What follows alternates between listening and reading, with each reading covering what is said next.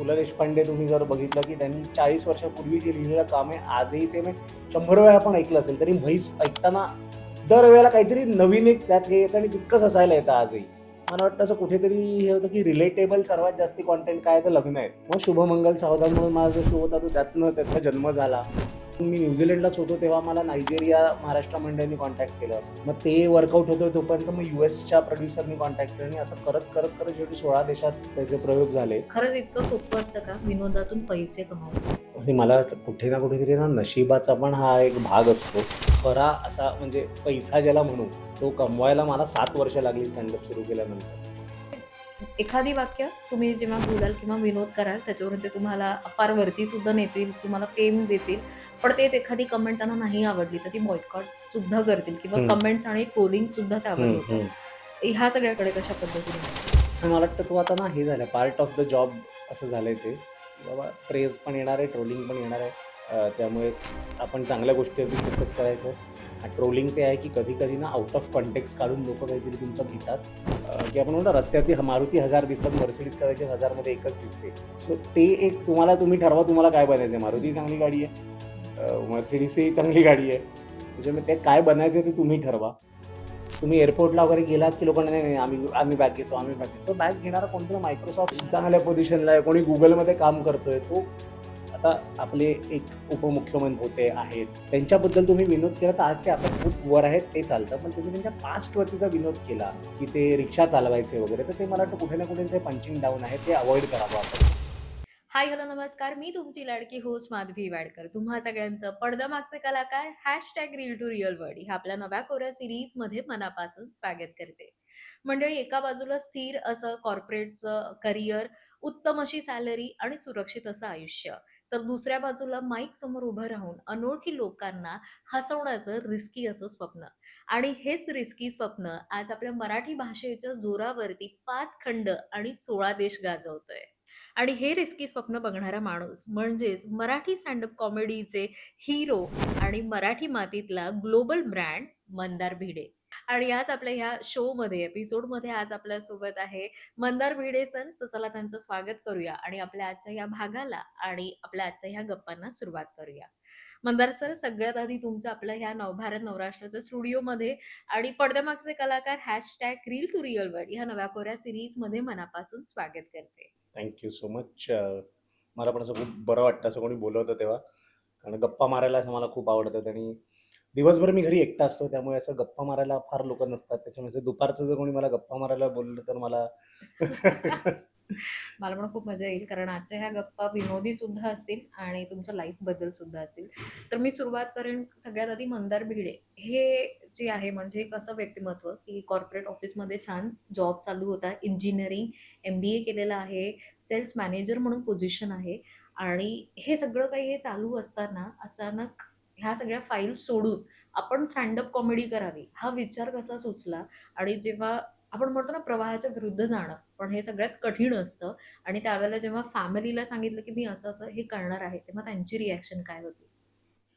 So मी 2015 मध्ये सुरुवात केली स्टँडअप करायला आणि मी नोकरी सोडली तोपर्यंत मी एक 3 वर्ष मी स्टँडअप करत होतो. ओके. आणि माझे जे महिन्याचे खर्च वगैरे होते त्यावेळेला रेंट होतं, EMI होतं आणि हे सगळं होतं. तेवढे पैसे मी कॉमेडीमधून कमवायला लागलो होतो त्यावेळेला. सो त्यावेळेला सोडलं तेव्हा निर्णय हाच होता, की कदाचित जर ग्रोथ नाही झाली लवकर, तर सेव्हिंग होणार नाहीत. पण ॲट असं नाही होणार, की घर खर्चासाठी कोणाकडे पैसे मागावे लागतायत किंवा त्याचे प्रॉब्लेम्स होतायत आणि तेवढे सेव्हिंग्जही बऱ्यापैकी केलेले होते आणि वाईफचा पण स्टेबल जॉब होता, तिचाही सपोर्ट होता आणि आमचं दोघांचं हे होतं, की हे जर चाललं, तर ह्यातनं फॉरगेट मॉनिटरी पण बाकीच्या ज्या गोष्टी आहेत ना, त्या एक्स्पोनेन्शियली वाढतात. त्यामुळे असं होतं, की स्वतःला 1 वर्ष आपण देऊ शकतो, की आपण कधी शिक्षणात नापास नाही झालो किंवा असं काही आपण कधीच आपण म्हणतो लोकं सबॅटिकल घेऊन हो. जातात वगैरे तसं कधीच केलं नव्हतं ह्याआधी. तर म्हटलं 1 वर्ष प्रयत्न करूया. बघूया कसं जमतंय आणि जर ते चाललं तर ठीक आहे, नाही चाललं तर सेल्सची नोकरी आहे. कदाचित सेम लेव्हलला नाही, मे बी 1 किंवा 2 लेव्हल खाली अ, परत सुरुवात करावी लागेल. पण त्याची माझी तयारी होती कारण तो माझा डिसिजन होता. त्यामुळे कधी-कधी काही गोष्टी अशा सॅक्रिफाईस केल्याशिवाय पुढे जाता येत नाही. म्हणून तो कॉन्शियस डिसिजन होता असा. बरेचदा असं असतं, की लोकांकडे ना अल्टरनेट सोर्स ऑफ इन्कम काही नसताना लोकं बरोबर. हो. स्विच करतात. ती मला वाटतं खूप मोठी रिस्क असते. आणि मी ॲक्चुअली स्टँडअपला सुरुवात पण खूप उशिरा केली. त्यामुळे मी ऑलरेडी मला बेबी झाल्यानंतर मी स्टँडअपला सुरुवात केली. बहुतेक लोकं कॉलेजमध्ये वगैरे असताना सुरुवात करतात. त्यामुळे ते पण कुठे ना कुठेतरी फॅक्टर होतं, की हे जे आहे हे माझं स्वप्न आहे. हं. ह्यासाठी घरच्यांची लाईफस्टाईल कॉम्प्रोमाईज नाही झाली पाहिजे, की जस्ट बिकॉज मी नोकरी सोडून वेगळं काहीतरी करतोय, तर मी मुलाला ह्या रेस्टॉरंटच्या जागी स्वस्त जागी खायला नाही नेऊ शकत. बिकॉज एक आपण प्रॉमिस एक केलेली असते आपल्या फॅमिलीला, की आपण एक सर्टन आपण स्टँडर्ड ऑफ लिव्हिंग आपण लिव्हिंग दिलं असेल. ठेवू, मेंटेन करू वगैरे. सो त्यामुळे असं एवढं ते रिस्की असं नव्हतं. आणि दुसरं मला वाटतं घरच्यांचं म्हणजे आई-वडील वगैरे म्हटलं तर आई-वडिलांनी बऱ्यापैकी ते फ्रीडम दिलेलं होतं आधी, लहान वयापासूनच. म्हणजे राइट फ्रॉम इंजिनिअरिंग कोणत्या ब्रांचमधून करायची आहे ते काय करायचं म्हणजे मी जेव्हा इंजिनिअरिंग नंतर नोकरी होती, मी यूएसमध्ये होतो. तेव्हा पण मला एम-बी-ए करायचं होतं म्हणून मी सोडून परत आलो. त्यावेळेलाही असं त्यांचा काही असा विरोध नव्हता. कारण त्यांचं कुठेतरी बॅक ऑफ द माइंड त्यांना माहिती होतं, की हा करतोय तर काहीतरी विचार करूनच करत असेल. म्हणून आणि टचवूड आत्तापर्यंतचे सगळे जे रिस्क घेतलेले अशा आहेत त्या वर्कआउट झाल्या आहेत. अर्थात नोकरी सोडल्यानंतर 1.5 वर्षातच कोविड आला. हो. तर कोविडमध्ये दरवेळेला, दर दिवशी असं वाटायचं, की थोडी घाई केली का नोकरी सोडायला. पण मला वाटतं एकदा तो फेज गेल्यानंतर मग गोष्टी जरा स्ट्रीमलाईन झाल्या आणि नंतर बऱ्याच चांगल्या गोष्टी होत पण गेल्या. मला हे म्हणजे हे खूप छान उत्तर आवडलं, की तुम्ही रिस्क घेतली, पण त्यावेळेला तुम्ही प्लॅनिंग सुद्धा हं. एक होतं, की बाबा रिस्क घ्यायची, पण कुठेही घरच्यांना ह्यातनं सफर नको करायला. कारण अनेकदा असंच होतं, की 2 गोष्टी होतात. आयदर रिस्क घ्यायला लोकं घाबरतात किंवा मग कुठेतरी सफरिंग होतं फॅमिलीला. सो हा प्लॅन ए एंड बी असा ठेवलेला खूप छान आहे. नाही अ, कारण ना पैसा आहे ना, हं, त्याचं काम पैसाच करू शकतो. करू शकतो. राईट. बाकी सगळ्या गोष्टींना मला वाटतं जगात सबस्टिट्यूट आहे, पण पैसा एक अशी गोष्ट आहे जी लागतेच. म्हणजे त्याच्याशिवाय नाहीच. कितीही तुम्ही म्हटलं खर्च कमी करीन, हे करीन, तरी बेसिक एक एक्स अमाउंट तरी लागतेच लागते, आपल्याला. लागतेच. त्यामुळे ना त्या गोष्ट अशी आहे, की ना ती इग्नोर नाही केली पाहिजे कधीच. की बरेचदा लोकं म्हणतात, "मी पैशासाठी काम नाही करत, मी हं, माझ्या हं. सॅटिस्फॅक्शनसाठी कर, बट मेक शुअर की ॲट एक बेसिक अमाउंट तू आधी कमवतोयस, मग सॅटिस्फॅक्शनचं बघ." बरोबर. कारण काय होतं ना, पैसा जेव्हा नसतो ना, मग संसारात स्ट्रेस यायला लागतो. हं. मग तिथनं फ्रस्ट्रेशन यायला लागतं. मग ते फ्रस्ट्रेशन जिथे निघायचं त्याच्या जागी वेगळ्या जागी निघतं. मग नाती खराब होतात, त्यांनी तुमची मैत्री खराब होते. बऱ्याचशा गोष्टींवरती त्याचा इम्पॅक्ट होतो. म्हणून मला असं वाटतं, की कसं स्टेबल माइंड, स्टेबल बॉडी हे सगळं हवं असेल तर पैसा महत्त्वाचा आहे, किती तुम्ही महत्वाचं आहे. म्हटलं तरी. ते सोंग आणता येत नाही सोंग नाही कधी-कधी. आणता येत. सेल्स मॅनेजरची पोझिशन. हं. तर मग ह्याचा काही फायदा विनोद करताना झाला का? म्हणजे सो सेल्समध्ये ना काय असतं ना, तुम्हाला ना खूप डिसिप्लिन्ड आयुष्य जगायला लागतं आणि मी एफ-एम-सी-जी सेल्समध्ये होतो. ओके. सो आमचे प्रॉडक्टच होते ₹10 चा साबण आहे, ₹50 बल्ब आहे किंवा आहे ना ₹100 चॉकलेट आहे. सो त्यात ना असं कधीच होत नाही, की तुम्हाला एक मोठी डील क्रॅक झाली आणि तुमचं 5 महिन्याचं टार्गेट झालं. सेल्समध्ये तुम्हाला रोज म्हणजे एफ-एम-सी-जी आपण जे हं, म्हणतो, हं. त्यात आपण म्हणतो ना मजुरी आहे ती. सो त्याच्यासाठी ना तुम्हाला खूप अशी ना टाईट शिप चालवायला लागते. सो माझ्या अंडर ॲट द पीक 104 लोकं होती, जे मला रिपोर्ट करत होती डायरेक्टली ऑर इनडायरेक्टली. हं. त्यामुळे ना एक मला वाटतं वर्क रिगर जो असतो तर तो नोकरीमुळे आहे आजही, की बरीच लोकं दिवसातनं 10 मिनिटंच काम करतात किंवा करतच नाहीत. मला वाटतं कुठे ना कुठेतरी ह्या नोकरीमुळे असं झालं, की स्वस्थ नाही बसू शकत. काहीतरी आयदर हात चालतायत किंवा पाय चालतायत किंवा डोकं चालतंय. ते कंटिन्युअसली तुम्ही त्या वर्क मोडमध्ये असता ॲटलीस्ट ते आपण ना सकाळचे जे हं, हं, प्रॉडक्टिव्ह तास हं. असतात, की 9 वाजल्यापासून संध्याकाळी 5 पर्यंत तरी डोकं कशा ना कशा ह्याच्यात कशात चालू तरी. असतं आपलं. बरोबर. की आयदर आपण लिखाण करतोय किंवा पुढच्या टूरबद्दल प्लॅनिंग करतोय किंवा बऱ्याच गोष्टी असतात, की पोस्टर डिझाइन करायचा आहे, रील कट करायची आहे. ह्या सगळ्या गोष्टींना काम काही ना काहीतरी चालू असतं. म्हणजे हा फायदा झाला, की कंटिन्यू कामामध्ये राहता आलं हां, मग ते तुम्हाला. डिसिप्लिन आलाय जो डिसिप्लिन आलं लागतो. ते. येस. मी म्हणेन, की विनोद, मराठी स्टँडअप कॉमेडी ही आता फक्त महाराष्ट्रभर न राहता हं, हे तुम्ही मोडून काढले वाक्य. कारण आता ही अमेरिका असो, नायजेरिया असो, रशिया असो, आय थिंक ऑलमोस्ट सगळ्या आपल्या इतर देशांमध्ये, प्रदेशांमध्ये, विदेशांमध्ये पोहोचलेली आहे हं, ही मराठी स्टँडअप कॉमेडी. तर तिकडच्या प्रेक्षक वर्गाला कनेक्ट होणं आणि त्यांना ते हसवणं किती हं. डिफिकल्ट होतं? सो ना खूप इंटरेस्टिंग एक हा प्रश्न पण खूप चांगला विचारलाय तुम्ही. कारण कोविड नंतर ना काय झालं, की जो 1.5 पावणे 2 वर्षाचा जो बॅकलॉग आला होता, तर तो कुठे ना कुठेतरी भरून काढायचा हं. होता, right? Both in terms of तुमचं काम म्हणा किंवा फायनान्शियली पण. कारण 1.5 वर्षाचं तसं बघितलं तर काहीच फार काम नव्हतं कोणाकडे. सो त्यावेळेला माझं एक क्लिअर होतं, की आपल्याला जर मराठीतच फोकस करायचं हं. असेल, तर फक्त महाराष्ट्रात किंवा फक्त भारतात शोज करून चालणार नाही. कारण तुम्ही अख्ख्या भारतात जर बघितलं, तर अर्बन सेंटर जशी 18 ते 20च आहेत, ज्याच्यात तुम्ही मराठी शो करू शकता. कारण माझं थोडंसं कंटेंट पण असं आहे ना, की माझा ना मुंबई आणि पुण्याचा किंवा ठाण्याचा प्रेक्षक जास्त रिलेट करू शकेल. कदाचित लातूर आणि सोलापूरमधला प्रेक्षक इतकं त्याला अप्रिशिएट नाही करणार किंवा हं. त्यांची टेस्ट नाहीये ती. त्याच्यामुळे काही सिटीजचं हे केलं, की महाराष्ट्राच्या बाहेर पण आपण कुठे करू शकतो, तर फार तर फार बरोडा, इंदोर, बंगलोर, हैदराबाद इकडे हं. करू शकतो. तर म्हटलं 18-20 शहरात फक्त आपण आपला प्रेझेन्स ठेवून हे सस्टेनेबल होणार नाही. कारण तुम्ही एकदा एका सिटीत शो केला, की मग तुम्ही 3-4 महिने परत नाही जाऊ शकत. मग असं होतं, की मग परदेशात आपल्याला करायला लागतील. पण परदेशात ह्याआधी कोणी मराठी स्टँड कमेडियन गेलाच नव्हता, गल्फ वगैरे सोडलं तर. सो म्हणून मग मी काय केलं, जी नाटकं प्रोड्यूस करतात, हं. ते निर्माते आहेत, त्यांना मी रीच आउट करायला सुरुवात केली Instagramवरती किंवा Facebookवरती. आणि आपल्या लोकांचं चांगलं असं आहे ना, की मेसेज केला तुम्ही 10तली 8 लोकं तरी तुम्हाला रिप्लाय करतात.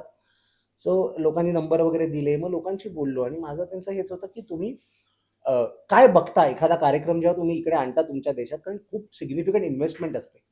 आज तुम्ही एक नाटक करायचं म्हटलं तर तुम्हाला एक क्रू प्लस कास्टचा एक 6 ते 7 लोकांचे व्हिसा करायला लागतात. त्यांचं एअरफेअर, त्यांचं हॉटेल, मग सेट उभारणं आणि हं. खूप खर्च असतो. सो हे असं नसेल ना, की कोणतंही नाटक नवीन आलं तर ते आणत असतील इकडे. हेही काही पॅरामीटर्स बघत असतील, हं. हं. की काय असं झालं तर आम्ही एखाद्या कार्यक्रमात इन्व्हेस्ट करू. तर मी त्यांना विचारलं, की असं काय बघता तुम्ही? तर त्यांचं आता पहिलं, की तुमचं फॉलोइंग असलं पाहिजे, तरच तुम्ही तिकीटं विकाल आणि त्यातनं हं. रेव्हेन्यू येईल.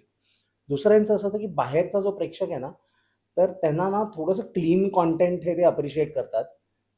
कारण 2-3 हे आहेत, की एकतर नाटकं वगैरे जी जातात, ती बहुतेक आपली नाटकं ही त्या चौकटीत हं. बसणारी असतात. म्हणजे हं. आपल्या ह्याच्यात फार असं एजी आपण जे म्हणतो, ते नाटकांमधून होत नाही. अ, काही नाटकं असतात, जी सामाजिक विषयांवरती वगैरे टच करतात. पण बहुतेक जी हिट नाटकं आपली हं. हं. आपल्या लक्षात आहेत, ती सगळी कॉमेडी नाटकंच आहेत ना, की गेला बरोबर. माधव कोणीकडे आहे किंवा सही रे सही आहे किंवा शांतेचं घाट चालू आहे. सो त्यांचं आणि दुसरं काय आहे, बाहेरच्या देशांमध्ये ना मुलं ठेवून कार्यक्रमाला जाऊ शकत नाही. पण आपल्यासारखं नसतं ना तिकडे, की हां. नॅनी असते आहे. किंवा बरोबर. आजी-आजोबा असतात. आजी-आजोबा. सो बहुतेक लोकं असं असतात, की आयदर मुलांना आम्ही घेऊन जाऊ शकू असा कार्यक्रम हवा आहे किंवा मग आम्ही नाही जाणार, आम्ही घरी बसू. सो ते एक फॅक्टर होतं. म्हणून मग होतं, की आपल्याला मग क्लीन कंटेंटवर फोकस करायचा आहे. दुसरं त्यांचं असं होतं, की नाटक हे साधारण 2.5-3 तासाचं असतं. तर तुमचा शो ही साधारण कमीत कमी 2 तासाचा तरी असला पाहिजे. ओके. कारण नाहीतर मग लोकं म्हटली, की नाटकाला आम्ही एवढे $50 देतो, तर मग 1 तासाच्या स्टँड शोला आम्ही $10च देऊ किंवा $15च देऊ. सो आता त्यांचं हे होतं, की आम्ही लोकांना एज्युकेट करण्याच्या बिझनेसमॅन नाही आहोत, की टेस्ट मॅच आणि हं. T20 मॅचचं तिकीट सेम असतं. बरोबर. फॉर्मॅट वेगळा आहे. सो म्हणते ठीक आहे, तुम्हाला आज जे हवंय ते मला देणं माझं काम आहे, कारण शेवटी मला माझं काम करून घ्यायचं आहे. म्हणून मग त्यातनं मला वाटतं असं कुठेतरी हे होतं, की रिलेटेबल सर्वात जास्ती कंटेंट काय आहे तर लग्न आहेत. मग शुभमंगल सावधान म्हणून ओके. माझा जो शो होता तो त्यातनं त्याचा जन्म झाला आणि मग तो बनत-बनत खूप छान शो असा बनला. आणि आधी मी खरं जर तुम्ही मला विचारलं ना, तर माझं असं होतं, की मला ना अमेरिकेचा दौरा करायचा आहे आणि कदाचित ऑस्ट्रेलिया वगैरेचा दौरा करायचा आहे. ह्या बाहेर मे बी यूके होईल किंवा अजून एखादा देश होईल. आणि त्याचं वर्ड ऑफ माउथ इतकं चांगलं होत गेलं, की आपोआप त्याला लोकं यायला लागली. ऑस्ट्रेलिया, न्यूझीलंडचा दौरा केला. आय थिंक मी न्यूझीलंडलाच होतो तेव्हा मला नायजेरिया, महाराष्ट्र मंडळींनी कॉन्टॅक्ट केलं. मग ते वर्कआउट होतोय तोपर्यंत मग यूएसच्या प्रोड्युसरनी कॉन्टॅक्ट केलं आणि असं करत शेवटी 16 देशात त्याचे प्रयोग झाले. आणि मग असं झालं, की मला हा जो आता झोन आहे ना, की आता बहुतेक स्टँड अप कमेडियनच्या शोची एज लिमिट 16 प्लस असते. मी मला वाटतं एकमेव मराठी कमेडियन आहे माझ्या शोची लिमिट 8 प्लस असते. कारण ग्रेट. माझ्या शोमध्ये काही शिव्या नसतात, ओव्हरटली पॉलिटिकल असं काही नसतं किंवा असं लहान मुलांनी ऐकू नये. कारण मला थोडंसं हेही वाटायला लागलं नंतर, की मला असं काही करायचं नाहीये, जे माझ्या मुलांना मला दाखवायला नाही आवडणार. कारण आता काय झालंय, सगळे डिव्हाइसेस हो, हो, इंटरनेटला हो. कनेक्टेड आहेत. त्यांचा टॅबलेट असेल, टीव्ही असेल, फोन असेल. त्याच्यामुळे कितीही तुम्ही त्यांना सांगितलं नाही तरी स्वतःचे वडील जर आहेत टीव्हीवर, तर ते बघणारच आहेत ते. बरोबर. त्याच्यामुळे माझं असं, की मला असं नाही काही करायचं, की माझ्या मुलांना असं लाज वाटेल, की आपले वडील काय करतायत ते. सो मग ते थोडंसं हे होतं आणि क्लीन कॉमेडी केल्यामुळे ना काय झालं, की तुम्हाला रिस्पेक्ट खूप मिळते. की मुलांच्या शाळेत वगैरे गेलं तर मग प्रिन्सिपल वगैरे पण कधी-कधी हं, हं. बोलवून गप्पा वगैरे मारतात. इतर पेरेंट्स वगैरे पण तुमच्याशी येऊन बोलतात. हेच जर शिवीगाळ वगैरे मी केली असती तर कदाचित त्यांनी असं लांबून बघितलं असतं, की अरे हा तो आहे. बरोबर. कदाचित आले नसते. कारण पण मराठी व्हिजन प्रेक्षक हाच होता म्हणजे की एक फॅमिली येऊन हा शो बघू हो, शकेल. हो. हा हा विजन तुम्ही डोक्यात ठेवला होता. पण खरं मी म्हणू की जसं की हे ऐकायला आणि बोलायला खूप सोपं वाटतंय, हं, की 16 देशांमध्ये सुद्धा हे स्टँडअप कॉमेडी झालेली आहे. प्रेक्षकांचं प्रेम मिळालेलं आहे आणि मी म्हणेन फक्त मराठी भाषा नाही तर इंग्रजी आणि गुजराती हं, ह्या लँग्वेजमध्ये सुद्धा हे स्टँडअप कॉमेडी शो झालेले आहेत. आणि जिथे विनोद आला ना, तिथे अनेकदा असं वाटतं की जसं म्हणालात की शिव्या येतात किंवा हं, मराठी वळवावी तशी वळते हं. आणि आपण घेऊ त्या पद्धतीने ही भाषा आहे. पण ह्यावेळेला क्लीन कॉमेडी करणं, हे पडद्यामागचं सत्य किती कठीण आहे, की ते उतरवणं रोज नवीन कारण 2 तासाचा शो हं, तुम्हाला ऑर्गनाइज करायचा आहे. म्हणजे तितके कॉमेडी, तेवढे किस्से असले हं. पाहिजे, त्या गोष्टी सांगता आल्या पाहिजे. तर हा सगळा प्रवास कसा करता? म्हणजे कुठून ऑब्झर्व्ह करता? हे लिखाण कसं करता? सो लिखाणाची प्रोसेस ना सिंपल आहे, की आपल्या आयुष्यात आपण जे बघतो, हं. तर ते कुठेतरी तुम्ही आधी लिहून ठेवा ओके. आणि एकदा ना तुमच्या डोक्यात एका वेळेला तुम्ही मे बी 5 किंवा 10 मिनिटाचा चंकचा विचार करा आणि तो ना तुमच्या डोक्यात चालवत राहा. अच्छा. तो जसं तुम्ही करत राहता ना, तसं तुम्हाला त्यात एक लेयर असा नवीन मिळत जातो आणि करून मला वाटतं कंटेंट कुठे ना कुठेतरी असं त्याला एक आपण म्हणतो ना एज येते हं, किंवा आता हं. जसं माझं शुभमंगल सावधान शोचंच जर मी म्हटलं, तर ना साधारण 130 प्रयोग झाल्यानंतर मला एक नवीन जोक मिळाला त्यात. 130 प्रयोग 130 झाल्यानंतर. प्रयोग झाल्यानंतर म्हणजे बरेचसे ॲड होत हां. गेले, पण एक जो आहे ना, तो मला 130 प्रयोगांनंतर मिळाला. त्याच्यामुळे असं ना तुम्ही ते करत राहिलात, की कुठे ना कुठेतरी नवीन जागा तुम्हाला त्या दिसत जातात, सुचत जातात आणि बनतो म्हणजे असं. आपण फक्त त्याला ते रिगर एक लागतो, की तुम्हाला ते करत राहावं लागतं. बरेचदा लोकं काय करतात ना, की प्रॅक्टिसला इतकं महत्त्व देत नाहीत, जितकं परफॉर्मन्सला देतात, की आज विराट कोहली वगैरे पण जगातला बेस्ट बॅट्समन पण आज नेट्समध्ये 5 तास का घालवतो? कारण ते जे 5 तास तो तिकडे घालवतो, तेच ते मॅचमध्ये 1 तास खेळताना कामात येतात. सो तो एक रिगर मला वाटतं कोणत्याही क्षेत्रात आज तुम्ही बघितलं, की मोठे-मोठे जे सिंगर्स आहेत, की राहुल देशपांडे सर आहेत किंवा महेश काळे आहेत, हे पण रियाज करतात ना रियाज. आजही. येस. सो तो सो रियाज तुमचाही तसा तो सुरू आहे. करायलाच लागतो करावा कारण लागतो. त्याच्याशिवाय काही अल्टरनेटिव्ह नाही. हल्ली बरेचसे लोकं क्राउड वर्क वगैरे पण करतात. लोकांशी बोलणं आणि हे करणं. पण मला कधी-कधी असं वाटतं, की लोकं पैसे देऊन आलेत, तर लोकं ना तुम्ही काहीतरी घरून घेऊन या ना त्यांना देण्यासाठी. आणि क्राउड वर्कमध्ये पण काय होतं ना, जे चालतंय ना, त्यात ते थोडंसं म्हणजे मला असं वाटतं, की तो थिल्लरपणाच जास्ती चालतोय हल्ली. क्वालिटी कंटेंट असं जर लोकांना बघायचं असेल, तर ते क्राउड वर्कमधनं येत नाही. त्याचं तुम्हाला एक तुमचा पर्स्पेक्टिव्ह ऐकायला लोकं येतात. Because you are a comedian ना, you are not a conversationist. So बरोबर. ते कुठे ना कुठेतरी हल्ली त्याचं एक प्रमाण वाढतंय. पण ठीक आहे, म्हणजे मला अशी तक्रार नाही, कारण end of the day audience has every right to decide की त्यांना काय बघायचंय. आपण ऑडियन्सला नाही उपदेश देऊ शकत, की हे बघू नका किंवा हे बघा. तो अ, त्यांचा टेस्ट. तो त्यांचा आहे. पण जर मला असं विचारलं तर मला असं वाटतं, की हल्ली थोडंसं ते आहे. टेम्प्टेशन खूप जास्ती असतं, की मला पण कधी-कधी वाटतं, की अ, ही जी लोकं आहेत, शिवी दिली की लगेच व्ह्यूज मिळतात. आज तुम्ही बघितलं आपली बरीच मराठी पोरं वगैरे पण आहेत, ज्या रील्स वगैरे बनवतात. हो. छान रील असते, पण त्याचे एंड लाईक शिवी टाकतात. मग मी विचारलंही त्यांना, तर ते म्हणतात, "आम्ही शिवी नाही दिली ना, तर त्याला 1,00,000 2,00,000 व्ह्यूज येतात. एंडला शिवी दिली की त्याचे 2 मिलियन होतात." सो मला वाटतं कुठेतरी त्यांच्या जागी तेही बरोबर आहेत, पण प्रत्येकजण आपल्या ग्रोथसाठी, आपल्या कामासाठीच हे सगळं करतोय. बट आहे ती ट्रेंड आहे. पण माझं जसं मी खूप कॉन्शियस आहे, की मला ना ह्याच्यात पडायचं नाहीये. कदाचित मला 2च्या जागी 20 वर्ष लागतील. पण I am prepared to undertake that grind instead of ते शॉर्टकट घेऊन मला वर नाही जायचं. कारण असे अनेक लोकं होऊन गेले. बट पु. ल. देशपांडे तुम्ही जर हं. बघितलं, की त्यांनी 40 वर्षापूर्वी जे लिहिलेलं काम आहे, आजही ते 100 वेळा आपण ऐकलं असेल, तरी म्हैस ऐकताना हो. दरवेळेला काहीतरी नवीन एक त्यात हे येतं आणि तितकंच हसायला येतं आजही. बरोबर. त्याच्यामुळे ते एक लेगसी जर तुम्हाला सोडायची असेल, तर तुम्हाला कुठेतरी क्वालिटी कॉम्प्रोमाईज नाही करता येत. सो ही तुमची काही बेसिक तत्व आहे आणि त्यावरतीच तुम्ही ठाम आहात. ह्यावरतीच ह्या पद्धतीने चालणं मग भले हं. उद्या कोणीही सोशल मीडियावरती एका रात्रीत किंवा काही मोठं होऊ दे, पण तुमची ही तत्व तुमच्यासाठी असतील. जसं मी मगाशी म्हणाले, की प्रेक्षक वर्ग जे मला आणि 3 वेगवेगळ्या लँग्वेजेसमध्ये तुम्ही घेता मराठी, इंग्रजी आणि गुजराती. सो एखादा मराठीमधला विनोद हं, तो तितकाच नक्की गुजराती क्राउडला आवडेल किंवा इंग्रजी यांना आवडेल असं होत नाही. हं. किंवा हे वर्कआउट होतं का? आणि ह्यांच्यासाठी ह्या प्रेक्षकांमध्ये काय डिफरन्स तुम्हाला जाणवतो? की यार आपल्या मराठी प्रेक्षकांना आपण लगेच हसवू शकतो किंवा इतर प्रेक्षकांना नाही. असा काही डिफरन्स जाणवलाय का? सो ना मला असं वाटतं गुजरातीत मी आता बरीच वर्ष झाली केले नाहीये. पण बेटर असं फन फॅक्ट अशी आहे, की मराठी करायच्या आधी मी हं. 2 शो गुजरातीमध्ये केले होते. ओके. कारण त्याला मराठी स्टँडअप होत नव्हतं. गुजराती स्टँडअप होत होतं. सो एकदा एक आमचा शो होता आणि त्याच्या आधी म्हणजे गुजराती शो होत होता. हं, सो माझी आय थिंक त्याच एरियात मीटिंग होती. त्याला नोकरी करत होतो आणि मी लवकर फ्री झालो. तर मी गेलो म्हटलं गुजराती शो बघूया. हं. आणि तिकडे गेलो तर जनरली कमेडियन्स जेव्हा जातात ते ऑडियन्समध्ये बसत नाहीत. ते ग्रीन रूममध्ये किंवा ऑडिटोरियममध्ये विंगेत वगैरे जाऊन आपण हं, इतर कलाकारांबरोबर बसतो. तर तिकडे मी ग्रीन रूममध्ये ह्या लोकांशी गुजरातीत गप्पा मारत होतो आणि त्यांचं असं झालं, की "तुला गुजराती कसं येतं?" हं. आणि म्हणलं माझे दोन्ही शेजारचे जे होते राहणार ते गुजराती होते आणि सेल्समध्ये असल्यामुळे गुजरातला प्रवास वगैरे व्हायचा. आणि तुम्ही समोरच्याशी त्याच्या भाषेत जर पहिले बोलायला लागला तर तो आईच तिकडेच ब्रेक होतो.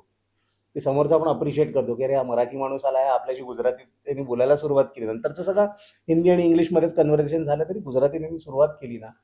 आणि मला असं वाटतं, की हल्ली जी लोकं एक कंट्रोव्हर्सी चालू आहे ना, की आम्ही 20 वर्ष राहतोय, हं, पण हं. नाही बोलणार मराठी.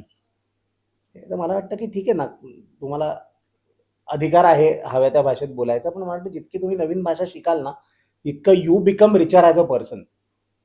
की तितकंच तुमचं एक आपण म्हणतो ना डेव्हलपमेंट होतं. त्यामुळे तो प्रत्येकाचा पर्सनल मला आवडतं नवीन भाषा शिकायला आणि हे करायला. पण गुजराती काय झालं शेवटी कितीही झालं तरी आपली ती पहिली भाषा नाहीये हं. किंवा त्याच्यात आपण इतकं इन्व्हेस्टेड नाही जितके आपण मराठीत अर्थात आपली मातृभाषा आहे म्हणून.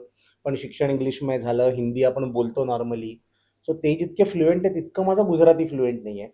त्यामुळे त्यात ना विचार करायची किंवा परफॉर्म करायची एक एबिलिटी लिमिटेड आहे. मराठीमध्ये कसं आहे, की मराठीत आपण बऱ्याचशा हो. अ, आपली मातृभाषा आपण पटकन विचार मांडू शकतो. गोष्टी आपण बोलू येस. शकतो. बऱ्याचशा गोष्टी आपण बेंड करू शकतो, हो. स्ट्रेच करू शकतो. बरोबर. सो मराठीत मला असं पर्सनली वाटतं, की मला जो कम्फर्ट आहे मराठीत परफॉर्म करायचा, तो माझा दुसऱ्या कोणत्या भाषेत एवढा नाहीये. सो आणि मराठीत काही असे आहेत ना गोष्टी, की त्या नाही ट्रान्सलेट करून ती मजा नाही येत. ते त्याच्यातच असायला लागतं. सो मराठीमध्ये करणं हे तुमचं कम्फर्ट झोन आणि हो. आवड सुद्धा असं मी म्हणेन. मंदार सर अनेकदा ना सोशल मीडिया म्हणा किंवा आता सगळ्यांनाच समोरच्याचं आयुष्य बघून असं वाटतं, की वॉव! काय सुंदर आयुष्य आहे ना, असं आयुष्य असायला पाहिजे. हं. जसं की अनेकांनाच मंदार भिडे यांच्याकडे बघून वाटतं, की किती मस्त आहे ना, छान विनोद करायचे आणि त्यातून पैसे कमवायचे. पण जसं शोचं नाव आहे पडद्यामागचे कलाकार, हं. Reel to real world. तर रिअल वास्तव काय आहे? खरंच इतकं सोपं असतं का विनोदातून पैसे कमवणं? आणि मला वाटतं कुठे ना कुठेतरी ना नशिबाचा पण हा एक भाग असतो, की मी जर तुम्हाला सांगितलं तर खरा असा म्हणजे पैसा ज्याला म्हणू, तो कमवायला मला 7 वर्ष लागली स्टँडअप सुरू केल्यानंतर. 2015 ला मी सुरू केलं आणि खरं असं जर म्हटलं तर 2022 मध्ये अ, एक जाऊन कुठेतरी तो एक क्रिटिकल मास आपण जो म्हणतो तो आला. अ, काही लोकं 1.5 वर्षातच खूप व्हायरल होतात, काही वर्ष 6 महिन्यात होतात काही लोकं. सो तो मला वाटतं नशिबाचा खेळ आहे. फक्त एकच आहे, की तुम्हाला ना तुमच्या एबिलिटीमध्ये विश्वास असला पाहिजे. जर तुम्हाला जरा जरी डाऊट असेल, की येतील का माझं हे बघायला किंवा होईन का मी एखाद्या दिवशी फेमस, तर मला वाटतं तुम्ही ते सोडून द्या. सोडून द्या म्हणा किंवा तुम्ही काहीतरी अल्टरनेट काम पण बघा. तुम्हाला ॲब्सोल्यूट एक आपण म्हणतो ना, इगो थोडा असला पाहिजे. तुमच्या नजरेत तुम्ही असे इथे असला पाहिजे ॲज अ कलाकार, एस्पेशली ह्या क्षेत्रात ज्याच्यात सगळं तुमच्याच कामावरती अवलंबून आहे, की आज जर तुम्ही ॲक्टर असाल, तुम्ही मे बी छोटासा सपोर्टिंग रोल एका नाटकात करू शकाल. हं, पण तुम्ही जेव्हा लीड ॲक्टर असता नाटकातले, तेव्हा ते 90% नाटक हे तुमच्या खांद्यावर असतं. बरोबर. आमच्या केसमध्ये सपोर्टिंग कोणीच नाहीये ना. आम्हालाच लिहायचं आहे, आम्हालाच परफॉर्म करायचं आहे, आम्हालाच तिकीटं विकायची आहेत. सो त्या ह्याच्यात तुम्हाला ना स्वतःमध्ये ॲब्सोल्यूट कॉन्फिडन्स लागतो. थोडंसं तुम्हाला ना एक थिक स्किन ठेवावी लागते. थोडं तुम्हाला हा शब्द कितपत अप्रोप्रिएट आहे माहिती नाही, पण थोडंसं निर्लज्ज तुम्हाला व्हावं लागतं. कारण कधी-कधी असं असतं ना, की तुमचा कार्यक्रम कोणीतरी लावलाय हं, आणि माझ्याबरोबर पण झालं. मी अनेक कार्यक्रम केले ज्यात ऑडियन्समध्ये 5च लोकं होती, 6च लोकं होती. आता जो शोचा निर्माता आहे ना, तर त्याला सोल्ड आउट शोलाही तितकीच मेहनत करायची आहे. त्याला 5 लोकांसाठी पण तितकीच मेहनत करायची सो कधी-कधी असं व्हायचं, की हा बिचारा मेहनत करतो. त्यांनी खुर्च्या लावल्या आहेत, त्यांनी सगळं ते सेटअप केलंय लाईटचं, साउंडचं वगैरे. हा या शोमधून काहीच कमवत नाहीये. पण मी जर त्याचाच विचार करत राहिलो ना, तर मग मी कामच नाही करणार ना. आणि असं कोणीच नाही आहे जगात ज्यांनी पहिल्या शोपासून 1000 तिकीटं विकायला सुरुवात केली. सगळ्यांनी सुरुवात अशीच 5-10 पासून केली आहे. बट कुठे ना कुठेतरी तुम्हाला ना ते अशा लोकांच्या आपण मी म्हणलं ना की डोक्यावर फायटिंग, कारण उद्या आपण जेव्हा मोठे होतो तेव्हाही आपण त्यांना काम देतो. पण सुरुवातीला असं काही लोकांचा फायदा घेऊन म्हणा किंवा हे घेऊन ते आहे, पार्ट ऑफ द बिझनेस आहे तो. आणि ते निर्माते असतात त्यांनाही माहिती असतं, की आज मी याच्यात इन्व्हेस्ट करतोय, आज याच्याकडनं कमवत नाही, उद्या हा मोठा होईल तर आपल्याला पण घेऊन जाईल. असं एखादा शो किंवा काही असं फेज आली का? म्हणजे करोना सोडून मी म्हणेन, की तेव्हा असं वाटलं, की नाही हे सगळं सोडावं आणि बॅक टू आपली जी नोकरी होती तीच करावी, ते बरं होतं. ऑनेस्टली असं नाही झालं. हल्ली बरेचदा, कारण ना असं काय होतं ना, की हल्ली कामाचा लोकांचा स्ट्रेस खूप वाढत चालला आहे. हल्ली थोडं जगात ज्या गोष्टी सगळ्या चालू आहेत, त्यामुळे इन्सिक्युरिटी पण अशी खूप आली आहे लोकांमध्ये, राईट? इव्हन जे परदेशात 20-20 वर्ष आहेत लोकं, त्यांचं पण असं आहे, की कधी परत जावं लागेल माहिती नाही. आता तिकडे काही ग्लोबल लेव्हलला काही झालं, की आपल्या देशात पण त्याचा इम्पॅक्ट होतो. त्यामुळे ना बरीच लोकं हल्ली त्या मोडमध्ये आहेत, की "अरे यार, नाही सुट्टी नाही घेऊ शकत. नोकरी टिकवणं जरुरी आहे." एक हं. मुलगा 4 दिवस सुट्टीवर गेला, त्याला फायर केलं वगैरे. सो हे स्ट्रेस ना फॉर्च्युनेटली ह्या कामातनं गेलंय. ह्या कामाचा एक ॲडव्हांटेज असा आहे, की देअर आर मंथ्स जेव्हा तुम्ही खूप पैसे कमवता, देअर आर मंथ्स जेव्हा तुम्ही काही नाही कमवत. एखादा महिना मी ठरवलं मला नाहीच शो करायचा, हं, मला हं. लिखाणावरती फोकस करायचं आहे. पण ज्या महिन्यांमध्ये तुमचे चांगले शोज वगैरे वगैरे होतात ना, तेव्हा तुम्ही कधी-कधी असे 5-6 महिन्याचे पैसे पण तुम्ही कमवून ठेवता. त्यामुळे असं कधीच असं वाटलं नाही, की नोकरीकडे परत जावं. कारण रोज कोण घरातनं बाहेर पडणार? हं. जे माझं तर हे होतं, की नवी मुंबईला मी खूप वर्ष दिली. मी 8 वर्ष आयुष्यातली नवी मुंबईला अपडाऊन केलं. नवी मुंबईतनं केलं. मग त्यानंतर नोकरी आय-टीमध्ये नवी मुंबईत केली. हं. सेल्समध्ये असताना पहिली 3 वर्ष नवी मुंबईला. आणि आज असं झालं, की हे चांगलं आहे मला. म्हणजे मला आठवड्यातनं मे बी 2-3 दिवस घरातनं बाहेर पडावं लागतं. पीक अवर्सचा कम्यूट गेला आयुष्यातनं. बरोबर. कारण शोज संध्याकाळचे वगैरे होतात. फ्लाइट वगैरे पण मी घेतली तर आयदर सकाळी लवकरची हं, घेतो, की हं. अशी दुपारची वगैरे घेतो.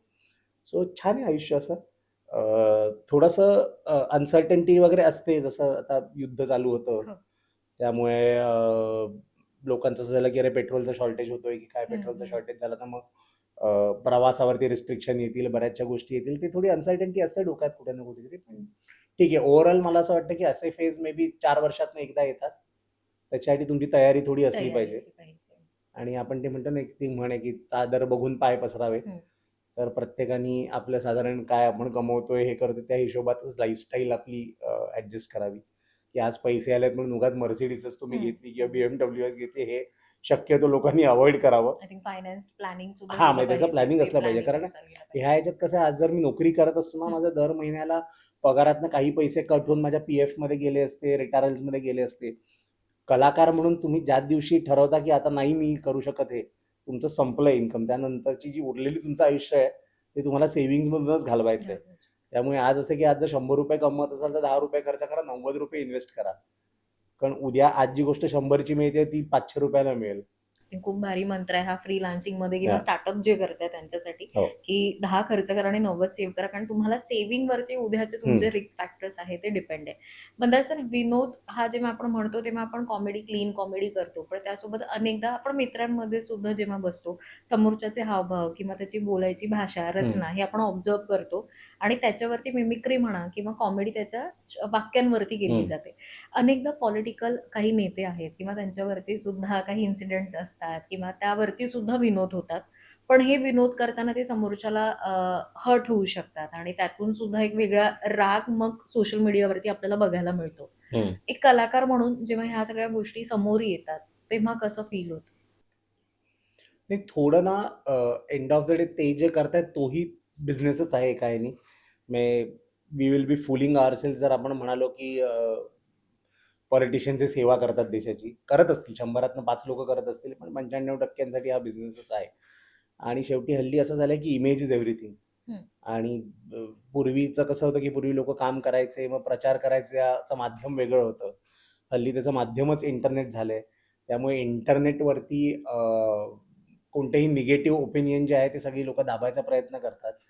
सो कुठे ना कुठेतरी मला त्याची जाणीव आहे, की मी आज एखाद्या पॉलिटिशियनबद्दल जर बोललो, तर त्याच्यामुळे त्याला काय इम्पॅक्ट होऊ शकेल आणि अ, कसं ते पर्सीव्ह करतील. त्यामुळे कुठे ना कुठे शेवटी आपलाही हा धंदा आहे. आपण कॉमेडी ही जी करतोय, सो आपलं दुकान तुटू नये किंवा आपण आउट ऑफ बिझनेस जाऊ नये ह्यासाठी थोडीशी दक्षता आपल्याला पण घ्यावी लागते, की असं नाही होत की तुम्ही ना जोक केल्यावर की लगेच तुमच्या घरात लोकं पोहोचतात. हं. एका मला वाटतं सर्टन लेव्हलपर्यंत ते मला वाटतं टॉलरन्स असतो त्याचा. तुम्ही अगदीच जर कोणाला पर्सनली कोणावरती तुम्ही अटॅक केला किंवा जसं आपण एक कॉमेडीमध्ये एक म्हणतो ना, की punching up versus punching down असं एक असतं, की अ, तुमच्या वर जी लोकं आहेत, त्यांच्यावर तुम्ही विनोद करू शकता. तुमच्या खालती जे आहेत त्याच्यावर तुम्ही विनोद नाही करू शकता. फॉर एक्झाम्पल आता जे घडलंय त्याच्यावरच मी हं, बोलतो, हं. की आता आपले एक उपमुख्यमंत्री होते आहेत. त्यांच्याबद्दल तुम्ही विनोद केला तर आज ते आपल्या खूप वर आहेत ते चालतं. पण तुम्ही त्यांच्या पास्टवरती जर विनोद केला, हं. की ते रिक्षा चालवायचे वगैरे, तर ते मला वाटतं कुठे ना कुठे ते पंचिंग डाउन आहे. ते अव्हॉइड करावं आपण. कारण ते बाय चॉईस कदाचित नसतील चालत ना. परिस्थिती अशी होती म्हणून त्यांना ते काम त्यावेळेला करायला लागत होतं. म्हणून त्याचे मला वाटतं कुठे ना कुठे त्याच्यावर विनोद करू नये आणि केलात तर तुमचं त्यांच्यावर एक इक्वेशन असेल तर तुम्ही करा, की अरे he is also okay with it. कारण शेवटी त्यांचे घरचे पण बघणार आहेत, इतर लोकं पण बघणार आहेत. सो कुठे ना कुठे तो बॅलन्स तुम्हाला ठेवायला लागतं, त्याचं तुम्हाला भान ठेवायला लागतं. अ, पण तेही आहे, काही लोकांना कंट्रोव्हर्सी पण वापरतात करियर बनवण्यासाठी. म्हणजे मी हो. नावं घेत नाही, पण तुम्हाला माहिती आहे तुम्ही मीडियामध्ये आहात, की त्यांचं ना साधारण काम खूप सुमार आहे. पण काहीतरी 2-3 कंट्रोव्हर्स्या झाल्या म्हणून मग फॉलोइंग त्यांना हं, मिळालं. हं. फॉलोइंग मिळालं, मग रिएलिटी शोमध्ये गेले. रिएलिटी शोमध्ये गेले, मग त्यातनं हे झाले. सो बऱ्याच लोकांनी कंट्रोव्हर्सीला पण एक टूल म्हणून वापरलंय करियर पुढे नेण्यासाठी. कारण मेहनत कोण करणार जोक लिहिण्याची ना, 2 थोबाडीत खातो हं. आणि व्हायरल होतो. हाही अप्रोच आहे बऱ्याच अप्रोच आहे. लोकांचा. हं. त्यामुळे असं आता असं झालंय, की राइट रॉंग काही हे राहिलं नाहीये आणि पॉलिटिक्समध्येही मला असं वाटत नाही, की हल्ली तो दर्जा राहिला आहे. जसं पूर्वी जर तुम्ही बघितलं, की आता वाजपेयी जेव्हा होते अ, त्या काळातले किंवा वाजपेयींच्या आधी मला वाटतं त्यावेळेला तर संगीत खुर्ची चालू होती पंतप्रधानांची आपल्या देशात. राजीव गांधी होते, हे होते. त्यावेळेला ना एक वेगळा एक दर्जा होता एक हं, पॉलिटिक्सचा किंवा हं. तुम्ही लोकसभेतले पण व्हिडिओज जर हो. बघितले, तर ना डिबेट व्हायची त्यावेळेला. हल्ली एक जण बोलायला लागला, की बाकीची लोकं शेम, शेम ओरडायला लागतात. आणि असं वाटतं, की काय चालू आहे म्हणजे भाजी मार्केट पण याहून जास्ती शिस्तीत अच्छा. चालतं असं. त्यामुळे कुठे ना कुठे तो दर्जा पडला. म्हणजे त्यांच्याकडनं अपेक्षा ठेवणं आता हे बऱ्याच लोकांनी सोडून दिलंय आणि हा आता धंदा झालाय तुम्ही कितीही म्हटलं तरी. त्याच्यामुळे मला असं वाटतं, की इतका पैसा ॲट स्टेक असतो ना आणि ते इतके पॉवरफुल आहेत. त्यामुळे तुम्हाला जर तुमच्यात ताकद असेल, की तुम्ही त्यांना फेस करू शकाल. इन्स्टिगेट हं. करून ते हँडल करू शकाल तर तुम्ही करा. बट अदरवाईज मला असं वाटतं, की म्हणजे मी तरी शक्यतो लांबच राहतो या सगळ्यापासून. कारण शेवटी काय आपली लहान मुलं आहेत. आधी एकदा असं झालेलं आहे, की मी एका मराठी सीरियल वरती विनोद केला होता आणि त्यात जे अँकर होते ते पॉलिटिक्समध्ये सक्रिय होते. आणि त्यांनी स्वतः काही हे नाही केलं, पण त्यांचे जे फॉलोअर्स वगैरे होते त्यांच्याकडनं धमक्या आल्या, बऱ्याचशा गोष्टी हे झाल्या आणि तेव्हा मी ठरवलं, की बाबा हे ना घरापर्यंत येतायत ह्या गोष्टी. हं. त्याच्यामुळे त्या शक्यतो अव्हॉइड कराव्यात. ती काळजी मग तिथून पुढे. हां, म्हणजे मला थोडंसं आपण म्हणतो ना बेटर सेफ दॅन सॉरी हं, हं. असं मला माझा अप्रोच असतो. पण आहेत बरीच लोकं पण रिस्क तेव्हा टेकिंग. मनातला कलाकार काय बोलला? म्हणजे जेव्हा कलाकार एखादा आर्टिस्ट काही एखादं हं, वाक्य बोलतो किंवा काही करतो, हं, तेव्हा ती कला सादर करण्याचा हं, प्रयत्न असतो. कोणालाही दुखवण्याचा प्रयत्न हं. नसतो. तर त्यावेळेला काय म्हणजे नाही पण बाबा आणि कलाकार ह्या दोघांमधलं कसं? नाही काय झालंय ना, आपल्या इकडे ना थोडंसं अजून आता कॉमेडीच्या ह्याच्यात मला हं, असं वाटतं, की लोकं जेव्हा नाटक बघतात ना, तर तेव्हा नाटकात त्यांना माहिती असतं, की हा जो माणूस बोलतोय हा कॅरेक्टर प्ले करतोय. हा खऱ्या जीवनात मी नाव घेते, खऱ्या जीवनात हा प्रशांत दामले आहे. पण हं, शिकायला हं. गेलो एकमध्ये साने गुरुजी आहेत. राइट? स्टँडअपमध्ये लोकांना असं वाटतं ना बरेचदा, की मी जे बोलतोय ना, ते माझ्या बाबतीत घडलंय. की माझा एक बिट होता, की हल्ली मारत नाही आपण मुलांना. पूर्वी तर खूप मारायचे, की माझ्या बाबांनी एकदा डोक्यात फ्राईंग पॅन मारला होता. आणि आईनी ते बघितलं आणि आई धावत आली. आई म्हणाली, "अरे काय करताय तुम्ही? टेफ्लॉन कोटिंग जाईल." सो आता हा अर्थात हा जोक आहे, राइट? मला एकदा एका बाईंनी येऊन विचारलं, त्या म्हणल्या, की "तुमचे वडील खूप रागीट स्वभावाचे होते का?" म्हटलं, "नाही हो, का?" त्याने तुमच्या डोक्यात फ्राईंग पॅन मारला तर मी म्हटलं, "बाई खरं नसतं म्हटलं या सगळ्या गोष्टी." बरेचदा लोकांना असं वाटतं ना, की हे खरं आहे. हे ना एक खूप असं जुनी एक लाईन आहे, की जोक्स आर नॉट ओपिनियन्स. की आता मग हत्तीमुंगीचे विनोद सांगायचो, तर हत्तीमुंगी बोलतात का एकमेकांच्या? जोक आहे ना. जोक आहे. जोकपुरते ते बोलतायत. त्यामुळे कॉमेडीचा ना थोडासा तो एक आणि मराठी प्रेक्षकांचा हा थोडा प्रॉब्लेम आहे, की तुम्ही एखादी गोष्ट ना दे cannot separate art from the artist. त्याच्यामुळे मी एखाद्या गोष्टीबद्दल जर बोललो ना, त्यांचं असं परसेप्शन होतं, की हा माणूस पण असाच असेल. बरोबर. मराठी प्रेक्षक तुम्ही म्हणालात, खरं तर मराठी प्रेक्षक सेन्सिटिव्ह खूप हं. असतात आणि सगळेच असतात. पण म्हणजे एखादी वाक्य तुम्ही जेव्हा बोलाल किंवा विनोद कराल त्याच्यावरून ते तुम्हाला अपार वरती सुद्धा नेतील, तुम्हाला फेम देतील. पण तेच एखादी कमेंट त्यांना नाही आवडली, तर ती बॉयकॉट सुद्धा करतील किंवा हं, कमेंट्स आणि ट्रोलिंग सुद्धा त्यावर हं, होतं. हं. ह्या सगळ्याकडे कशा पद्धतीने बघता? आणि मला वाटतं तो आता ना हे झालंय, पार्ट ऑफ द जॉब असं झालंय ते, की बाबा प्रेज पण येणार आहे, ट्रोलिंग पण येणार आहे. त्यामुळे आपण चांगल्या गोष्टीवरती फोकस करायचं. ट्रोलिंग ते आहे, की कधी-कधी ना आउट ऑफ कॉन्टेक्स्ट काढून लोकं काहीतरी तुमचं घेतात. त्यावेळेला तुम्हाला खूप सावध राहायला लागतं. म्हणून प्रत्येक comment whether it is positive or negative हे तुम्हाला खूप बारकाईने त्याच्याकडे लक्ष द्यावं लागतं. कारण यू नेव्हर नो, की कधी तुमच्या कमेंट सेक्शनमधून दंगल सुरू होईल. हो. आणि शक्यतो मला असं वाटतं, की जे निगेटिव्ह कमेंट वगैरे करतात त्यांना अव्हॉइड करावं, कारण त्यांना फक्त अटेन्शन हवं असतं. अ, ते तुम्ही त्यांना देऊ नका. ते बंद होतील. सो तेच आहे, की ते इग्नोर करायचं. मी तर बरेचदा कधी लोकं शिव्या वगैरे देतात, मी त्यांना ब्लॉक करतो. कारण मी ना आता मला पेशन्स तेवढा उरला नाही, की मी प्रत्येकाला समजावू, की बाबा हा जोक होता, हे खरं नाहीये किंवा माझं या विषयावरती हे मत नाहीये. हा फक्त एक चांगला एक डोक्यात विनोद सुचला म्हणून तो केलाय. सो हल्ली मी लोकांना ब्लॉक करतो, कारण आपलं शेवटी एंड ऑफ द डे आपली मानसिक शांतता ही जास्ती महत्त्वाची असते. बरोबर. सो आहे म्हणजे, पण ट्रोलिंग तसं बघितलं तर माझ्या बाबतीत खूप कमी होतं. मी बरेचदा बघितलं लोकांना असं खूप हं. एस्पेशली ज्या महिला कलाकार आहेत, ह्यांना खूप वेगळ्या लेव्हलचं ट्रोलिंग होतं. ट्रोलिंग. खूप ऑब्जेक्शनेबल, खूप बेकार असे मेसेजेस पण येतात. फॉर्च्युनेटली ते आम्हाला एवढं त्याच्याशी डील नाही करावं लागत. सो मला वाटतं इग्नोर करणं हीच बेस्ट पॉलिसी आहे. कारण निगेटिव्ह कमेंट हे ना 10% ते 15%च असतात. मला वाटतं त्यापेक्षा ते 80-85% पॉझिटिव्ह कमेंट्सवरती फोकस केलं, की आपला मूडही चांगला राहतो आणि सो हे बेटर आहे. हा हे बेटर आहे. मी जसं म्हणाले, की पडद्यामागचे कलाकार आपल्या शोचं नाव आहे. खरं तर तुम्ही कॉमेडियन आहात, विनोदी मराठी. पण मी विनोद आपण न करता आपण खूप छान आणि हं. वेगळ्या पद्धतीच्या गप्पा मारल्या. त्यातलाच मी एक असा प्रश्न म्हणेन, की अनेक जण तुम्हाला फॉलो करतात किंवा इन्स्पायर होतात, की अच्छा आपण सुद्धा ह्यांच्यासारखं काहीतरी करावं. त्यांच्यासाठी जर का आज काही सल्ला द्यायचा असेल, की तुम्हाला सुद्धा या मराठी कॉमेडी स्टँडअपमध्ये यायचं असेल किंवा आज आपण सोशल मीडियावरती बघतो, की काही जण वेगवेगळ्या विषयाने कॉमेडी करतायत आणि ते खूप लवकर यश प्राप्त हं. करतायत. तर त्यांना काय तुम्ही सल्ला द्याल किंवा काय सांगाल? नाही, मी सल्ला असाच देईन, की तुम्ही ना आधी प्रायोरिटी तुमच्या ठरवा तुम्हाला काय करायचंय. तुमची जर प्रायोरिटी असेल पैसा कमवायचा, तेही चुकीचं काही नाहीये त्यात. कारण प्रत्येकजण वेगळ्या बॅकग्राऊंडमधून येतो. माझं सुदैवाने असं झालं, की घरची परिस्थिती अशी कधीच अशी नव्हती, की पैसा हेच माझ्यासाठी सगळं आहे. तर व्यवस्थित एक मिडल क्लास आपण म्हणतो तशा घरात जन्म झाला. शिक्षणाचं घरात हे होतं, की घरात सगळे सुशिक्षित आहेत. त्यामुळे अ, अशी परिस्थिती कधी नव्हती, की बाबा मला घराची जबाबदारी हं, आली माझ्यावर हं. 18व्या वर्षी वगैरे. पण बऱ्याच लोकांचं ते असतं, की खूप हंबल बॅकग्राऊंडमधून येतात. त्यामुळे त्यांचं जर असं अप्रोच असेल, की मला काहीही करून पैसा कमवायचा आहे, तेही चुकीचं नाहीये. पण काय होतं ना, बरेचदा जेव्हा तुम्ही शॉर्टकट घेता ना, हं. सक्सेस लवकर मिळतं, पण ते फार टिकत पण नाही. कारण शेवटी काय आहे ना, तुम्ही जर कलेचा बेंचमार्क कमी ठेवला ना, एंट्री बॅरियर लो ठेवला ना, हं, हं. तर जसे तुम्ही आलात तसे 1000 लोकं उद्या अजून येतील ना. आणि लोकांना तर हवी आहे व्हरायटी. तुम्ही जेव्हा तुमच्या आर्ट फॉर्मचा बेंचमार्क इतका हाय ठेवता, की बाबा तोपर्यंत पोहोचूच शकतात 4-5 लोकं अजून. तर मग तुमचं कुठेतरी एक क्लटरमधून तुम्ही एक असे वर येता थोडे, तुमचं परसेप्शन पण लोकांमध्ये ते होतं. की आपण म्हणतो रस्त्यावरती मारुती 1000 दिसतात, Mercedes कदाचित 1000 मध्ये एकच दिसते.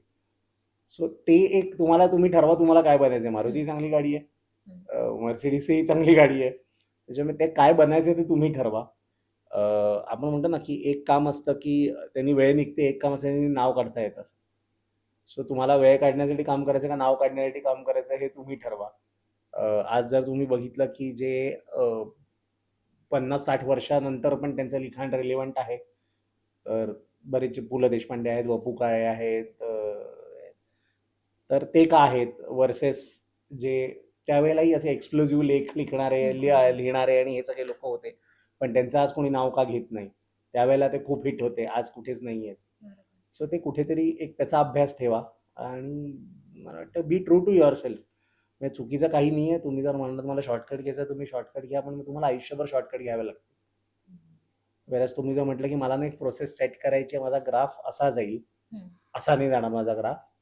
पण मग त्याला डिसिप्लिन लागतं. ओके. त्याला तुम्हाला रोज त्याला ती मेहनत घ्यायला लागते, हे करायला लागतं. आणि मग तुम्ही जर तो पाथ निवडलाय, जर माझ्या बाबतीत मी सांगितलं तर हं. मी आज अ, एखाद्या माझ्याच मित्राचं सक्सेस बघून ना मला त्रास नाही झाला पाहिजे, की अरे हा कालपर्यंत माझं बोट पकडून चालत होता, हं. आज हा मोठा होऊ दे तो मोठा. जगात खूप लोक मोठे आहेत. अमिताभ बच्चन माझ्याहून मोठा आहे, शाहरुख खान माझ्याहून मोठा आहे. मी किती श्रीमंत झालो तरी मुकेश अंबानी माझ्याहून जास्त श्रीमंत असणार आहे. त्यामुळे ना ह्याचं तुम्ही थोडे अवेअरनेस ठेवा, की बा तू जातोयस पुढे, चांगलं आहे, गुड फॉर यू. आहे मी बरोबर तुझ्या. खूप छान. राईट. आपण आपलं बघायचं, की बाबा मी 6 महिन्यापूर्वी जसा होतो त्याच्यापेक्षा आज मी बेटर आहे का? जर मी असेल तर I am on the right. स्वतःशी स्पर्धा. स्वतःशी स्पर्धा करा. जग ठीक आहे, जग आपल्या हिशोबाने चालेल. अपकमिंग प्लॅन्स काय आहेत आता? अपकमिंग प्लॅन्स ॲक्चुअली बरेच आहेत. आता US, कॅनडा, UKचा दौरा ह्या वर्षी एंडला होणार आहे.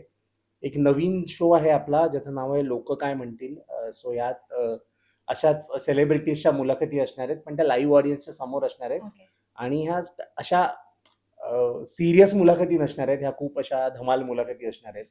त्याचा मी एक पायलट एपिसोड केला होता अथर्व सुदामे बरोबर, आणि त्यानंतर काही कारणांमुळे वेळ नाही मिळाला किंवा बँडविड्थ नव्हतं त्यावेळेला करायचं म्हणून ते केलं नव्हतं. पण आता ते पुन्हा सुरू करतोय. आणि खूप धमाल एपिसोड्स वगैरे त्याचे येणार आहेत. सो ते खूप त्याच्याबद्दल एक्सायटेड आहे, कारण सध्या काय होतं ना, हे असे सगळे फॉर्मॅट पॅनेलवाले जे शोज आहेत हे खूप चालत आहेत. बरोबर. आणि त्यात परत मी म्हटलं तसं की त्यात थोडंफार बिलो द बेल्ट आणि हे सगळं चालतं. माझं थोडं आहे की आपण क्लीन करूया पण करत राहूया. सो लोक काय म्हणतील नावाचा एक शो आहे. एक जमलंय का पडलंय नावाचा अजून एक फॉर्मॅट, त्याचे 2 एपिसोड आलेत ऑलरेडी, ज्यात नॉर्मली स्टँडअप आहे आपण रिहर्स करून आपण जातो. ओके. यात लोक तुम्हाला टॉपिक्स देतात आणि तुम्हाला ती चिठ्ठी उचलून ऑन द स्पॉट तुम्हाला त्यातनं विनोद तयार करायचा असतो. ते खूप चॅलेंजिंग असतं. खरंच. सो तो एक नवीन शो, त्याचे 2 एपिसोड आले, त्याचे येत राहतील. सो आता कॉन्टेंटच्या पॉइंट ऑफ व्ह्यूनी बऱ्याच काय गोष्टी आता येणार आहेत. शुभमंगल सावधान पण आता यूट्यूबला येईल लवकरच. आले पाक म्हणून जो शो आहे त्याचे आता हं. दौरे होतील, आणि नवीन शो पण आय थिंक आता आपण आज रेकॉर्ड करतो, आपण एप्रिल महिन्यात आहोत. हा एपिसोड कधी येईल माहिती नाही, पण साधारण मला वाटतं जुलैपर्यंत तोही शो ऑडियन्स समोर आपण करायला लागू. त्यामुळे बऱ्याचशा गोष्टी प्लॅन्ड आहेत. बरेचदा असं होतं की आपण 100 गोष्टी प्लॅन केल्या की त्यातल्या होतात 70-80च. पण प्लॅन आहे 100 गोष्टी प्लॅन करायचा. गोष्टी आहेत. त्यामुळे खूप छान. मला आवडला तो कन्सेप्टच आवडला. लोकं काय म्हणतील? कॅची लाईन सुद्धा आहे हां. आणि त्यातून कॉमेडी म्हणजे विनोद सुद्धा होणार आहे. I think all the best मी असं म्हणेन. पण जाता-जाता काही विनोदी किस्से मला तुमच्याकडून ऐकायला आवडतील, जे तुमच्या फॅन्सचे असतील. म्हणजे एखादा शो झालाय आणि एखाद्या काकूंची काहीतरी रिएक्शन आली आहे. हं. पण तुमचे मोस्टली विनोद हे पुणेकर किंवा मध्यमवर्गीय फॅमिली आणि आपल्या घरातलं वातावरण कसं असतं, यावरती असतात. तर असे काही तुमच्या लक्षात राहिलेले फॅन्सचे काही विनोद किंवा काही कमेंट्स असतील तर आज काय शेअर कराल त्या? असं गंमतशीर जर विचारलं हां. तर ना, सो एक हा झालेला आहे खरा किस्सा. हा मी शोमध्ये पण ॲक्चुअली करतो. पण सांगायला हरकत नाही की मागच्या वर्षी अभि मुंडे म्हणून कवी आहे, खूप चांगला कवी आहे. सायको शायर म्हणून त्याचा हँडल आहे. माझा खूप चांगला मित्र आहे तो. हं. तर पुण्यात तो असतो. तर मी पुण्याला काहीतरी कामासाठी गेलो होतो आणि मी फ्री झालो होतो लवकर, म्हणून मी त्याला भेटलो. हं. आणि मी कॅबनी गेलो होतो. कॅबवाला बाहेर थांबला होता. मी आणि तो आम्ही एका कॅफेमध्ये गप्पा मारत होतो. आणि गप्पा मारता आम्ही ते 3-4 तास आम्ही गप्पा मारत बसलो. हं. आम्हाला पण भान नाही राहिलं. आणि मग 11:30 वगैरे वाजले ते रात्रीचे. ड्रायव्हरचा फोन आला. तो हां. म्हणला, "सर निघूया का आता? मुंबईला जायचंय परत." हो म्हटलं, "निघूया." आणि आम्ही गेलो आणि ना त्याच्या गाडीची ना, तो IPLची मॅच बघत हं. होता स्क्रीनवरती आणि बॅटरी लो झाली गाडीची. त्यामुळे आता गाडी सुरू होत नव्हती.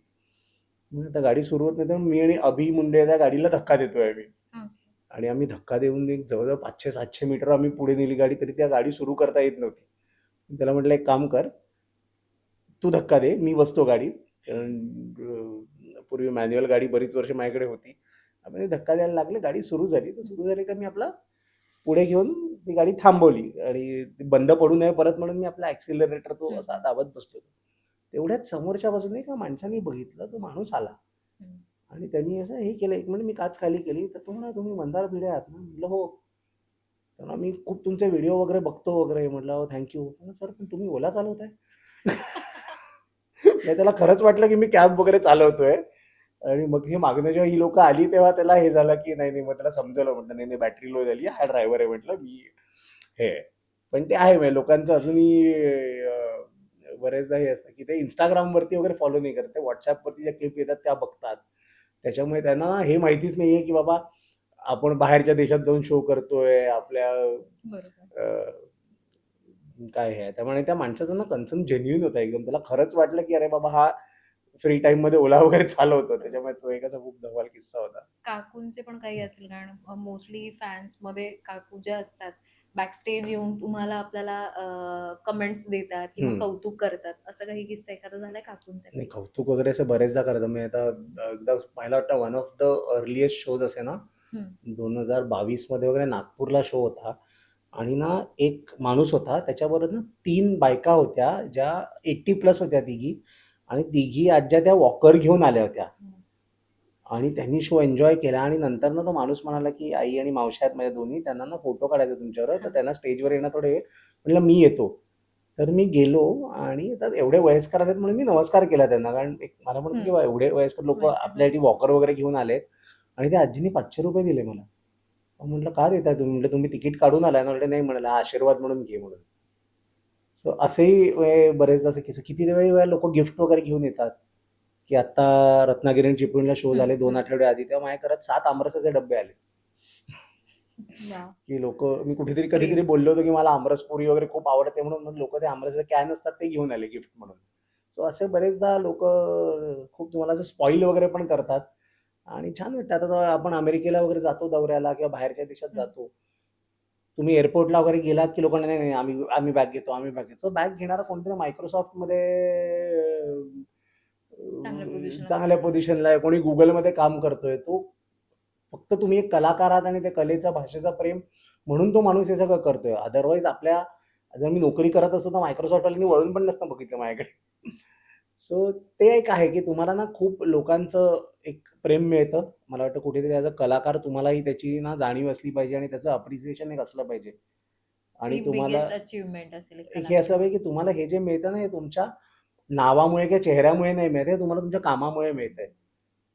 बरेचदा लोक काय करतात ना, एकदा नाव झालं की मग कामाकडे दुर्लक्ष करतात. बट ते जे काही आपले जे आदर्श आहेत की म्हणजे अमिताभ बच्चन की आता या वयात पण हो. तो माणूस तितकेच तास काम करतो, किंवा सचिन तेंडुलकर रिटायर होऊन 12 वर्ष 13 वर्ष झाली तरी सचिन तेंडुलकरचं शेड्यूल तुम्ही बघितलं तर आजही तो दिवसाला 12 तास ऑक्युपाईड असतो. सो मला असं वाटतं कुठेतरी की काम जे आहे ते महत्वाचं आहे, तेच राहतं तुमच्याबरोबर शेवटपर्यंत. हे बाहेरच्यांचं रिॲक्शन झालं. घरच्यांचे रिॲक्शन कसे असतात? म्हणजे तुमच्या वाईफच्या म्हणा किंवा मुलांच्या घरी पण असे जोक्स विनोद होतात का? किंवा तुमचे शो झाल्यावरती ते आलेत एखाद्या शोला आणि तो शो बघून त्यांनी काही रिॲक्शन दिलंय? नाही, सो घरच्यांचं ना त्यांना कॉमेडी काय आहे ते माहिती आहे. पण त्यांना माहिती आहे की मी बायकोबद्दल एखादी गोष्ट स्टेजवर बोलत असलो तर again that is not my opinion, तो एक विनोद आहे. की आता जसं एक माझं हे आहे की आमच्या घरातलं सगळं जेवण माझी बायको करते ऑर्डर. की असं आहे. सो ते खरं नाहीये ते स्टेटमेंट. म्हणजे ती रेग्युलरली करत नाही, पण कधी जेव्हा जेवण करणाऱ्या त्या मावशी येत नाही तेव्हा कधी मी बनवतो, कधी ती जेवण बनवते. पण हा एक जोक आहे. त्याच्यामुळे त्यांना ते एक माहिती आहे की ते know to separate joke from me. आणि बरेचदा माझे असे जे विनोद असतात ना, ते आधी मी घरच्यांनाच सांगतो की हा कसा वाटतोय. ओके. त्याच्यात वाटतंय थोडं पोटेन्शियल आहे. मग आता बायकोच सांगते की नाही हा नाही चालणार. थोड्या वेगळ्या ह्यानी करून बघ वगैरे. त्याच्यामुळे पहिलं एक हे जे आपण म्हणतो साउंडिंग बोर्ड जो आहे ते घरचेच आहेत. की आई माझी, मी हे आधी पण बोललोय बऱ्याचशा पॉडकास्टमध्ये, मला पु ल देशपांडेंना इंट्रोड्यूस करणारी माझी आई होती. कारण मी लहान असताना 3री-4थीत वगैरे असताना ना असं दुपारी, आई हाऊसवाईफ होती आणि माझी सकाळची शाळा असायची, भावाची दुपारची असायची. आणि दुपारी एकदा भावाची शाळा झाली किंवा बाबांचंही साधारण ते सकाळचं जे कारण बाबांचं ऑफिस घरातनंच बाबा करायचं, कन्सल्टंट आहेत, म्हणजे सिव्हिल इंजिनियर आहेत. सो ते सकाळचं एक आपण जे म्हणतो ना ते रश आवरचं जे हे गेल्यानंतर थोडा दुपारी वेळ मिळाला ना, की ना असं मी म्हटलं आई एकटीच काहीतरी वाचते आणि हसत बसली आहे. तर मी आईला काय झालं एवढं का तुला हसू येत आहे? तर मग ते पु ल देशपांडेंचं पुस्तक वाचत होती आणि तिने हे वाच तू, आणि त्याच्यातून ती सुरुवात झाली. म्हणून त्यांचा पण एक आपण म्हणतो ना ह्युमरचा एक स्टँडर्ड आहे, तो खूप वरच्या ह्याचा आहे. त्यामुळे बरेचसे असे विनोद असतात, माझ्या आई म्हणते "हे, असलं काही करू नको वगैरे असं." त्यामुळे तो एक खूप चांगला एक प्लस पॉईंट आहे की त्यांना कॉमेडी काय आहे ते कळतं कळतं. आणि त्यांचे स्टँडर्ड हाय आहेत. अच्छा. मी रॅपिड फायर राउंड घेते. येस. पुणे की मुंबई काय आवडतं? कंट्रोव्हर्शियल आहे खूप. म्हणजे काही बोललं तरी शिव्या पडतील. पण असं जर मला विचारलं तर म्हणजे जन्म मुंबईचा आहे. बरंचसं आयुष्यामध्ये मुंबईत गेलं असलं तरी पुणे. तरी पुणे. होय. सर्वात कठीण प्रेक्षक कोणता? कॉर्पोरेटचे ते बॉसेस की मराठी काकू? कॉर्पोरेटचे बॉसेस. एक गोष्ट जी तुम्हाला स्टँडअप कॉमेडी आता तुम्ही जे करताय ते सोडून नोकरी करायला भाग पाडू शकते. स्टँडअप करतोय ते सोडून नोकरी करायला भाग पडू शकते. मला वाटतं काय उद्या तिकीटं विकायची बंद झाली तर करावीच लागेल नोकरी. पैसा. पैशाचा अभाव. पैसा. मराठी कॉमेडीतलं नेक्स्ट बिग थिंग तुम्हाला काय वाटतं? म्हणजे व्यक्ती म्हणताय का? व्यक्ती. मला वाटतं बरीच लोक आता करतायत. अनिश गोरेगावकर स्टँडअप करतोय. प्रणित मोरे आता बऱ्यापैकी तो बिग बॉसमध्ये गेल्यापासून वगैरे खूप त्याचं फॉलोईंग वगैरे वाढलंय. फातिमा आयशा म्हणून एक आहे मुलगी, ती करतीये. अजून जर म्हटलं तर आता अपकमिंग ह्याच्यात पुष्कर बेंद्रे सध्या पुन्हा म्हणजे त्याचा थोडासा ब्रेक घेऊन तो आता परत आलाय. किंवा अजून नावं आदित्य सावंत म्हणून एक अपकमिंग खूप चांगला कमेडियन आहे. त्याचा शो असतील तुम्ही तर नक्की बघा. ओके. छान लिहितो, छान परफॉर्म करतो. त्या व्यतिरिक्त एवढी सध्या ना नावं बरीच लोकं करतायत. पण त्यात ना असं अजून तरी म्हणजे अनफॉर्च्युनेटली मला असं कोणी दिसत नाहीये, की in the next may be 2-3 वर्ष मोठं नाव होईल. कारण ना अगेन मला हेच वाटतं, की तो रिगर जो आहे ना, तो सगळ्यांकडे नसतो किंवा एक आपण म्हणतो ना, की how badly do you want something? ते असं माणसात दिसलं पाहिजे, की तुम्ही सुरुवातीला जेव्हा एस्टॅब्लिश होणार असाल, तेव्हा तुम्हाला जी मिळेल ती संधी तुम्ही घ्यायची तुमची तयारी आहे का? किंवा त्याच्यासाठी आपण म्हणतो ना, तडफड तुमची किती होतीये? या गोष्टी जर ज्याच्यात एखाद्यात असतील ना, तर मला असं वाटतं, की एक ॲव्हरेज लिहिणारा, ॲव्हरेज परफॉर्म करणारा पण विथ टाईम खूप चांगला होऊ शकतो. पण तेच जर नसेल, तर तुम्ही कितीही चांगले असाल, गिफ्टेड असाल, तरी मग कदाचित तुम्हाला कधी-कधी सक्सेस मिळत नाही. तुमचा फेव्हरेट सो शो कोणता जर मी विचारलं तर, की जो तुम्ही फॉलो करता किंवा बघता? माझा फेव्हरेट शो, मी ना टीव्ही खूप असं कमी बघतो. कॉमेडीमध्ये म्हणजे असे. कॉमेडीमध्ये मला एक whose line is it anyway म्हणून एक जो शो आहे, ज्यात अगेन ते ऑन द हं. स्पॉट हां, सजेशन हां. देतात आणि त्यात ते येस. परफॉर्म करतात. मला तो असा बघायला खूप आवडतो. किंवा असे आधीचे जर तुम्ही जुने वगैरे जर हे बघितले, तर मला वाटतं प्रत्येक वयाच्या हिशोबाने बदलायला मला लहान असताना ते टकेशीस कॅसल बघायला मला खूप आवडायचं. विथ जावेद जाफरीची येस, कॉमेंट्री वगैरे. कॉमेंट्री. सो असे काही शो, असे फास्ट पेस्ड असे शो असतात ते मला आवडतात खूप. कॉमेडीमध्ये पण असे आय थिंक आहेत बरेचसे शो, की would you lie to me नावाचा एक शो होता, जो खूप चालला नाही, पण तो खूप सुंदर एक फॉर्मॅट आहे असा.